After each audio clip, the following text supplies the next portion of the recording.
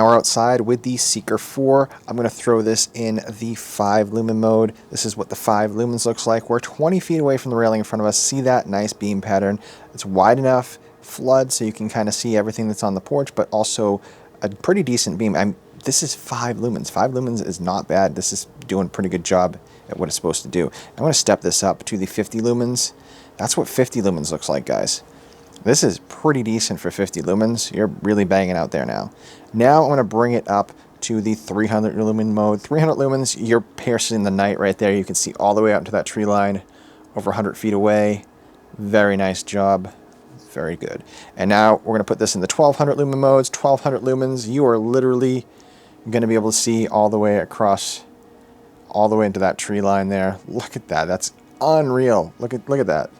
1200 lumens. This has some punch to it. This is basically one of the better throwers out of the Seekers, because obviously Seekers are more flood, but this is a thrower. It's like a combo of the Warrior X line mixed in with the Seeker. Pretty cool. Now, 3100 lumens. Look at that thing. That's crazy.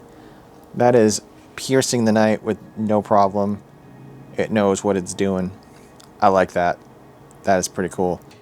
This is the Seeker 4 Pro versus the Seeker 4.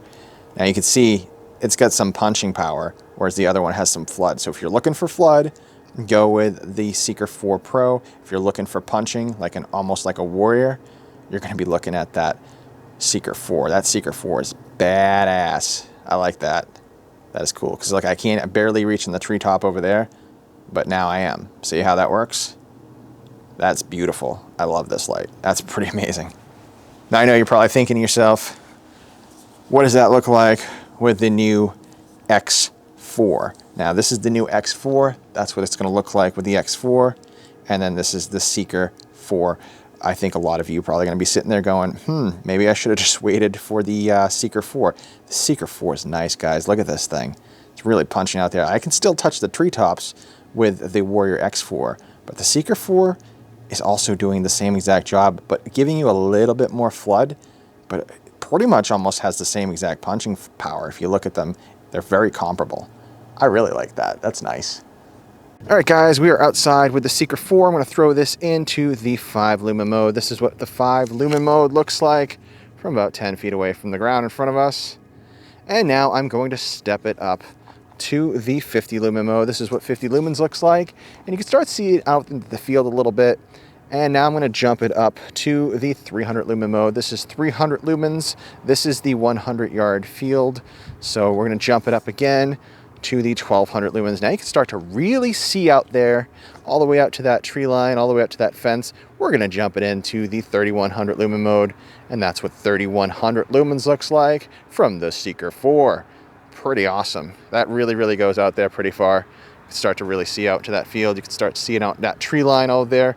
That is 100 yards, guys, all the way out to that tree line. Very nice. That really, really actually has a pretty good punch to it. Now let's do a side-by-side comparison with some other lights. So side-by-side, you got the Seeker 4 on the right and the Olight Seeker 3 Pro on the left. And as you can see, that's a lot of flood with that Seeker 3 Pro. And you got that rotary dial everybody loves, of course. And then, look at that. So you get a lot of punch there with the Seeker 4. Not so much with the Seeker 3 Pro, but a lot of flood, and it does throw up pretty far. So let's try it with the Seeker 2 Pro on the left here. This is the Seeker 2 Pro on the left, and the Seeker 4 on the right. As you can see, still got some pretty good throw there with some pretty good flood mixed in. Very similar to the 3 Pro, but yeah, that Seeker 4's got a nice punch to it. You can see it cuts right through all that. Very, very close in comparison to like the floodiness. So you get a little bit of the flood, as you guys can see. That's what the flood looks like there, you know. But obviously the Seeker 2 has got pretty good flood as well. Let's compare it one more time with a different light. This is going to be the Warrior 3 on the left, and we have the Seeker 4 on the right. And yeah, those are pretty decent. Those are pretty comparable though. I mean, if you guys really look at that beam pattern, very, very similar.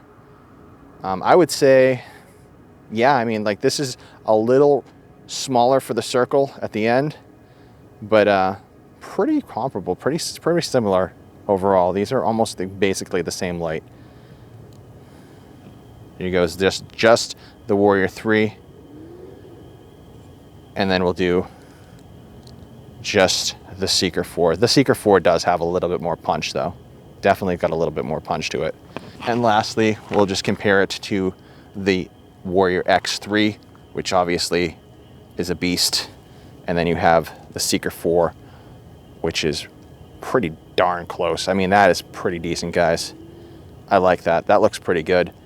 Tighter beam, obviously, on the Warrior X3. A little bit wider beam, a little bit more flood, but very, very close to being able to punch out similarity-wise. I think that the Seeker 4 has a little bit of everything. It's a little bit of something for everybody. I would definitely roll with this. Yeah, pretty decent, guys. I'm liking the Seeker 4. Very, very cool. And it hasn't actually gotten very hot while I'm out here messing with it too. Like, it's not bad at all. That heat consumption, or that heat dissipation is pretty good. And let's throw the strobe on there. This is the strobe.